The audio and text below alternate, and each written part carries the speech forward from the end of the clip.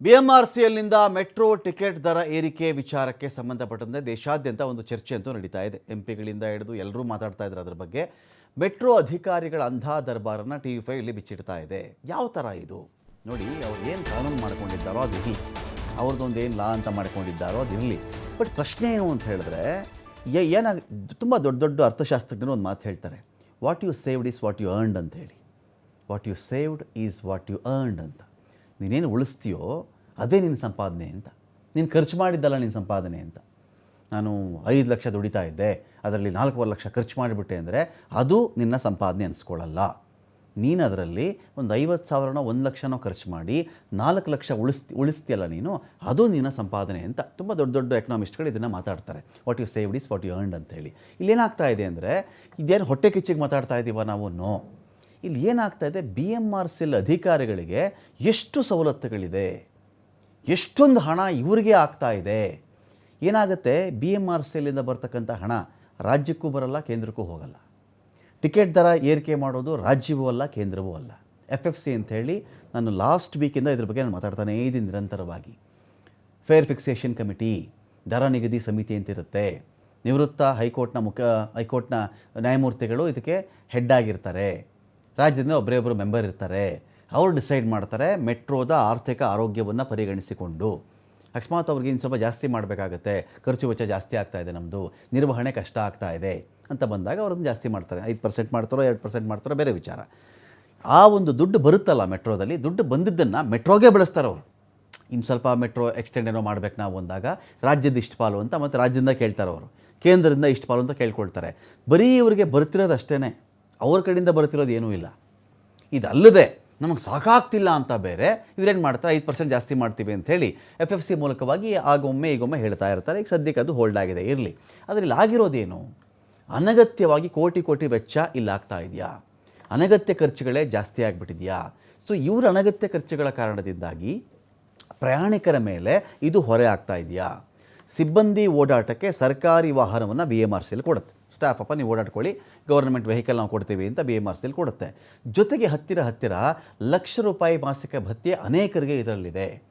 ಓಡಾಟಕ್ಕೆ ಅಂತಲೇ ಅವರು ಭತ್ಯೆನೂ ಕೊಟ್ಟುಬಿಟ್ಟು ಇವರಿಗೆ ವೆಹಿಕಲ್ಲು ಕೊಟ್ಬಿಟ್ಟು ಎರಡಲ್ಲಾದರೂ ಒಂದು ಮಾಡಬೇಕಲ್ವಾ. ಒಂದು ಮಾಡಿದ್ರು ಎಷ್ಟು ಕೊಡಬೇಕು ನೀವು ಅವ್ರಿಗೆ? ನಮ್ಮ ಮೆಟ್ರೋ ಅಧಿಕಾರಿಗಳ ಇಂಥ ಒಂದು ದರ್ಬಾರ್ಗೆ ಕೊನೆ ಯಾವತ್ತು? ಹಣಕಾಸಿನ ಹೊರೆ ತಪ್ಪಿಸಲು ದರ ಏರಿಕೆ ಅಗತ್ಯ ಅಂತ ಮೆಟ್ರೋ ಹೇಳುತ್ತೆ. ನಮಗೆ ಹೊರೆ ಆಗಿಬಿಟ್ಟಿದೆ, ಈಗ ನಮಗೆ ಟಿಕೆಟ್ ದರ ಜಾಸ್ತಿ ಮಾಡದೇ ಇದ್ದರೆ ನಾವಿನ್ನೇನು ಮಾಡೋಕ್ಕಾಗಲ್ಲ, ನಮಗೆ ಬೇರೆ ದಾರಿ ಇಲ್ಲ ಅಂತ. ಆದರೆ ಇವರು ಅನಗತ್ಯ ಖರ್ಚಿಗೆ ತಡೆ ಹಾಕೋದು ಯಾರು? ಇವರೇ ಒಂದು ಮಿತವ್ಯಯಿಗಳಾಗಬೇಕಲ್ವಾ. ಹಾಗಂತ ಅವ್ರಿಗೆ ಭತ್ಯೆ ಕೊಡಬೇಡಿ, ಇದ್ರ ವಿರೋಧಿಗಳಲ್ಲ ನಾವು. ಇವ್ರು ನೀವು ಯಾಕೆ ಭತ್ಯೆ ಕೊಟ್ಟಿದ್ದೀರಿ ಇದನ್ನು ನಾವು ಯಾರೂ ಕೇಳ್ತಾ ಇಲ್ಲ. ಎಷ್ಟು ಭತ್ಯೆ ಕೊಡಬೇಕು? ಎಲ್ಲ ಸಿಬ್ಬಂದಿಗಳಿಗೂ ಭತ್ಯೆ ಇರುತ್ತೆ, ಎಲ್ಲರಿಗೂ ಭತ್ಯೆ ಇರುತ್ತೆ. ಒಂದಲ್ಲ ಒಂಥರದಲ್ಲಿ HRE ಅಂತ ಇರುತ್ತೆ, ಈ ಪ್ರಯಾಣದ ಭತ್ಯೆ ಅಂತ ಇರುತ್ತೆ, ಸರ್ಕಾರಿ ಅಧಿಕಾರಿಗಳಿಗೂ ಭತ್ಯೆ ಇರುತ್ತೆ. ಆದರೆ ಭತ್ಯೆ ಪ್ರಮಾಣ ಎಷ್ಟು? ಸಂಬಳಕ್ಕೆ ಸರಿಸಮಾನವಾಗಿ ಭತ್ಯೆನಾ? ಸಂಬಳದಷ್ಟೇ ಭತ್ಯೆನಾ? ಕೆಲವು ಊಟದಷ್ಟೇ ಉಪಹಾರ ಅಂತಾರೆ, ಆ ಥರನಾ ಇದು? ಉಪಹಾರ ಬೇರೆ ಊಟ ಬೇರೆ ಅಲ್ವೇನ್ರಿ? ಊಟದಷ್ಟೇ ಉಪಹಾರ ಆಗಿಬಿಟ್ರೆ ಗತಿ ಏನು ಅಂತ. ಸರ್ಕಾರಿ ವಾಹನ ಇದ್ದರೂ ಕೂಡ ಪ್ರಯಾಣ ಭತ್ಯೆ ನೀಡ್ತಕ್ಕಂಥ ಅವಶ್ಯಕತೆ ಏನು? ಸೀನಿಯರ್ ಎಂಜಿನಿಯರಿಂದ ನಿರ್ದೇಶಕರವರೆಗೂ ಕೂಡ ಪ್ರಯಾಣ ಭತ್ಯೆ ಜೋರಾಗಿದೆ. BMRCL ಅಧಿಕಾರಿಗಳ ಪ್ರಯಾಣ ಭತ್ಯೆಗೆ ಅಂತಲೇ ಕೋಟಿ ಖರ್ಚಾಗ್ತಾ ಇದೆ. ತನ್ನ ಖರ್ಚು ಕಡಿಮೆ ಮಾಡಿಕೊಳ್ಳದೆ ನಷ್ಟ ಆಯಿತು ಅಂತ ಹೇಳ್ತಾ ಇದ್ದರೆ ಏನಕ್ಕತೆ? 5 ಕೋಟಿ ಖರ್ಚು ಮಾಡಿ ಹೈಫೈ ವಾಹನಗಳನ್ನು BMRCL ಖರೀದಿ ಮಾಡಿತ್ತು. ತನ್ನ ಅಧಿಕಾರಿಗಳ ಓಡಾಟಕ್ಕೆ ಖರ್ಚು ಮಾಡಿ ಈ ಒಂದು ಹೊರೆ ಪ್ರಯಾಣಿಕರ ಮೇಲೆ ಬೀಳ್ತಾ ಇದೆಯಾ? ಮೆಟ್ರೋ ಖರ್ಚು ಹೇಗೆ ಅಂದರೆ ನೋಡಿ, ಮ್ಯಾನೇಜರ್ ಹುದ್ದೆಯ ಒಬ್ಬ ಅಧಿಕಾರಿ ಓಡಾಡಬೇಕು ಅಂತ ಹೇಳಿದ್ರೆ 70,000 ರೂಪಾಯಿ ಖರ್ಚು. ಚತುಶ್ಚಕ್ರ ವಾಹನ, 4 ಚಕ್ರದ ವಾಹನಕ್ಕೆ 25,000. ಪರ್ಯಾಯ ಸಾರಿಗೆ ವ್ಯವಸ್ಥೆಗೆ ಅಂತ ಅದು ಬೇರೆ 15,000. ಸರ್ಕಾರಿ ವಾಹನಕ್ಕೆ 30,000 ಸೇರಿ ತಿಂಗಳಿಗೆ 70,000 ಖರ್ಚು. ಎಕ್ಸಿಕ್ಯೂಟಿವ್ ಎಂಜಿನಿಯರ್ಗೆ ತಿಂಗಳಿಗೆ ಒಟ್ಟು 40,000 ಖರ್ಚು. 4 ಚಕ್ರದ ವಾಹನಕ್ಕೆ 25,000, ಪರ್ಯಾಯ ಸಾರಿಗೆ ವ್ಯವಸ್ಥೆಗೆ 15,000 ರೂಪಾಯಿ. ಸೀನಿಯರ್ ಮ್ಯಾನೇಜರ್ಗೆ ತಿಂಗಳಿಗೆ ಒಟ್ಟು 80,000 ರೂಪಾಯಿ ಖರ್ಚಾಗುತ್ತೆ. 4 ಚಕ್ರದ ವಾಹನಕ್ಕೆ 30,000 ಖರ್ಚಾಗುತ್ತೆ. ಪರ್ಯಾಯ ಸಾರಿಗೆ ವ್ಯವಸ್ಥೆಗೆ 20,000, ಸರ್ಕಾರಿ ವಾಹನಕ್ಕೆ 30,000, ಒಟ್ಟು 80,000 ಖರ್ಚು. ಏನು ಓಡಾಟಕ್ಕೆ ಇಷ್ಟೊಂದು ಸಾವಿರ ಖರ್ಚಾಗ್ಬಿಡುತ್ತೇನ್ರಿ ಎಲ್ಲಾದರೂ.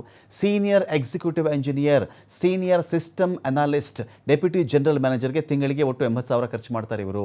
ಸೀನಿಯರ್ AECಗೆ 71,000, CEಗೆ 78,000, ಜನರಲ್ ಮ್ಯಾನೇಜರ್ಗೆ 78,000, ಎಕ್ಸಿಕ್ಯೂಟಿವ್ ಡೈರೆಕ್ಟರ್ಗೆ 85,000, ಫಿನಾನ್ಷಿಯಲ್ ಡೈರೆಕ್ಟರ್ಸ್ಗೆ 60,000 ಖರ್ಚಾಗುತ್ತೆ. ಜೊತೆಗೆ ಉಳಿದೆಲ್ಲ ಸಿಬ್ಬಂದಿಗೂ ಕೂಡ ಪ್ರಯಾಣ ಭತ್ಯೆಯನ್ನು ಕೊಡ್ತಿರೋದು ನಮ್ಮ ಮೆಟ್ರೋ. ಎಲ್ಲ ಸಣ್ಣ ಮಧ್ಯಮ ವರ್ಗದ ಸಿಬ್ಬಂದಿ ಸಂಬಳದ 10% ಪ್ರಯಾಣ ಭತ್ಯೆ ಇಲ್ಲಿರುತ್ತೆ. ಒಬ್ಬನಿಗೆ 10,000 ರೂಪಾಯಿ ಸಂಬಳ ನಾವು ಕೊಡ್ತಾ ಇದ್ದೀವಿ ಅಂತ ಹೇಳಿದ್ರೆ 1,000 ರೂಪಾಯಿ ಅವನಿಗೆ ಮಧ್ಯಮ ಸಣ್ಣ ಈ ಸಿಬ್ಬಂದಿಗೆ ಇರುತ್ತಲ್ಲ ಆ ಒಂದು ಭತ್ಯೆ ಇರುತ್ತೆ ಅಂತ. ಅದೇ ರೀತಿ 1 ಲಕ್ಷ ಆತನಿಗೆ ಸಂಬಳ ಇತ್ತು ಅಂತ ಹೇಳಿದ್ರೆ 10,000 ರೂಪಾಯಿ ಪ್ರಯಾಣ ಭತ್ಯೆ ಇರುತ್ತೆ, 10% ಅಂತ ಹೇಳಿ. ಜೊತೆಗೆ ಒಂದೇ ವರ್ಷದಲ್ಲಿ ಅಧಿಕಾರಿಗಳಿಗೆ 1 ಲಕ್ಷಕ್ಕೂ ಹೆಚ್ಚು ಸಂಬಳ ಏರಿಕೆ ಆಗುತ್ತೆ. ನಿಗಮಕ್ಕೆ ನಿವೃತ್ತ ಅಧಿಕಾರಿಗಳನ್ನು ನೇಮಿಸಿ ಒಬ್ಬರಿಗೆ 3 ಲಕ್ಷ ರೂಪಾಯಿ ಸಂಬಳವನ್ನು ಕೂಡ ಇಲ್ಲಿ ಕೊಡಲಾಗುತ್ತೆ. ಹಾಗಾದಾಗ ಇನ್ನಿದು ಜನಗಳಿಗೆ ಟಿಕೆಟ್ ದರ ಹೊರೆಯಾಗದೆ ಇನ್ನೇನು ಮಾಡುತ್ತೆ ಅಂತ ಒಂದು ಪ್ರಶ್ನೆ ಕೂಡ ಜನರಲ್ ಆಗಿ ರೈಸ್ ಆಗ್ತಾ ಇದೆ.